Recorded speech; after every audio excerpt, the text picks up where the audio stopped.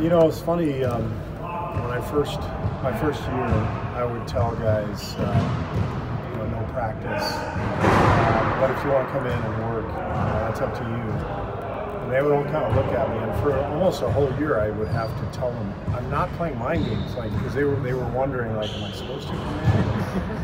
And so when I say optional practice, it does mean optional for staff who play in KD. It's not optional for Jordan Bell. It's so it should be sort of understood. Like the guys who play good minutes on a day like today, they should just sleep and get some treatment, get a massage, go play golf, do something different.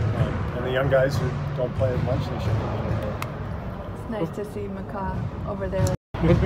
What's the best starting lineup you've ever seen? Well, the one I would compare to ours was in Chicago. Michael, Scotty, Kukoc, Rodman, and Ron Harper. That's a lot of long, rangy guys who can all handle the ball and make a play. That was pretty impressive. You guys started much, or was that more? Not like a whole lot, but Kukoc did become our starting center occasionally. The '96 team, Phil decided to start Ron Harper in the backcourt, and it was devastating defensively with Ron, Pip, MJ, Rodman. Those four guys started pretty much that whole 3-year run, but usually with a big center, because in those days you had to guard big centers. But sometimes we'd throw Kukoc out there with that group, and it was devastating. You couldn't do all the stuff you can do now with the switching. You could switch on the ball, but not off the ball. But that group in today's game would have been devastating. Would that make you Quinn Cook in that situation? Maybe. We'll go Quinn, Ian, LB. Just back up guard and roll. Do your job. I'll take it. Steve, you've talked about such drastically different defensive styles, or what you need to do defensively from the first round to this round. How well has this group, handled both kinds of defensive responsibilities? I think this group is very good. And the next day, got a call from the FBI, and it was. I think it was a call that was made to the Suns offices, and then our office alerted the FBI, and the FBI called me, and somebody basically called the office, said they were going to shoot me. And deep down it's a hoax. But there's also part of you that's like, are you kidding me? We're talking about a game. And so it's very disconcerting. It's unfortunate. I guess it's inevitable in the age that we live in.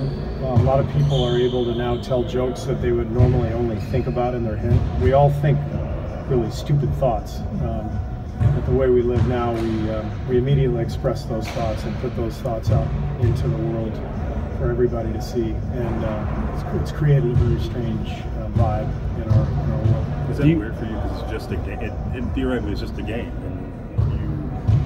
Not in theory. It is just a game. Yeah, I got you. You know what I mean? But just to have that, for someone to have those thoughts about another person when it's just a game. And that's my point. I'm sure when I was a young Dodger fan and Reggie Jackson stuck his hip out into the double play ball, sent it into right field in 1978. But you don't hold a grudge at all. I was so mad at Reggie Jackson, and I may have thought to myself, I hope Reggie dies. I might have thought that. I didn't tweet it. You couldn't have tweeted.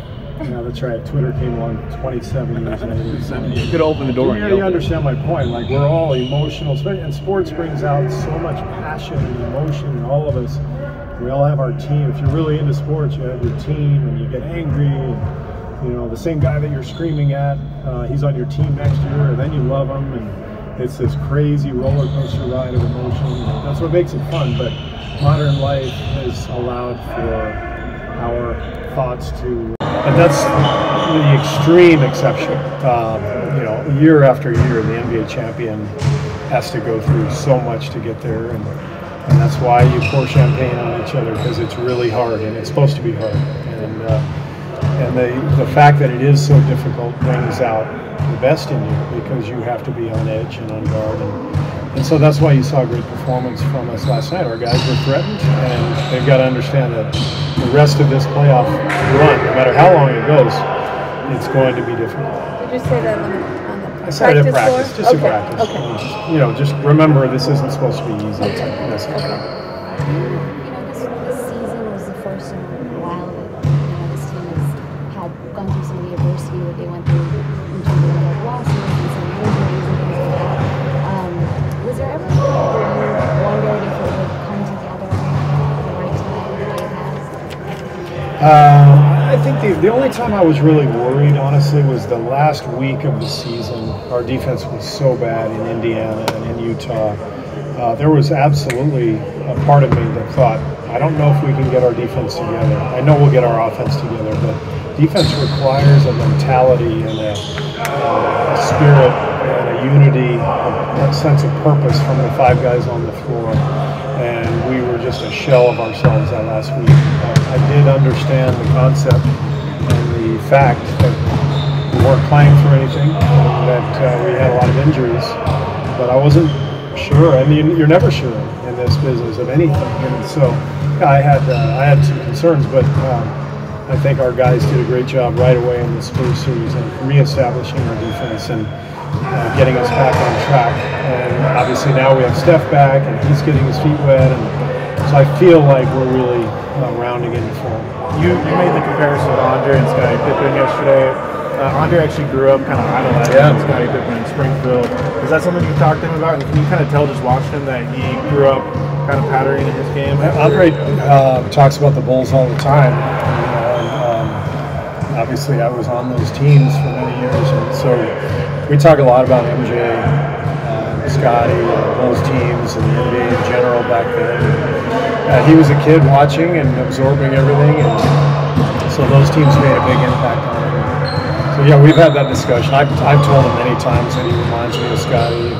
Scottie was the smartest defensive player I ever played with, and most versatile. You know, he would be so dominant in today's game if he were in his prime right now. Because now he could guard 1 through 5. Back then he could guard 1 through 4. Now it would be 1 through 5 because there's no aircraft carriers anymore. But yeah, we've talked about it. We peered across the conference and just seeing what Houston did and just how impressive was it that they just won the side. Yeah, it's impressive what they've done, what Boston has done, what Cleveland has done. It seems to be that way. You know, as you go through the playoffs, you know, the best teams emerge for a reason. The stakes get higher, people lock in, people get competitive and motivated, and you see their best, and that's what you're seeing around the league right now. Steve, can I ask you one more about Draymond? I mean, I know you're proud of these guys, what they do on the floor, but just the way he commented in his post-game press conference, which these guys have daily now, do you have a sense of pride in the way he handled himself? What did he Just comment? the way he answered, saying, I hope this guy gets some help, and you know, he could have gone down one path instead. He kind of.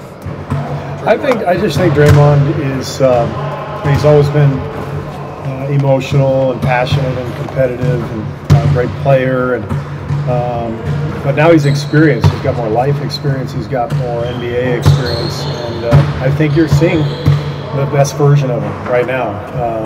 You know, he's matured, and he's understood his importance to our team, and he knows that we need his edge, we need his fire, and we even need an occasional technical foul from him, but we need him to draw the line, and that's what you're seeing right now. So I'm really proud of Draymond and how far he's come and what he's doing, and he's been fantastic.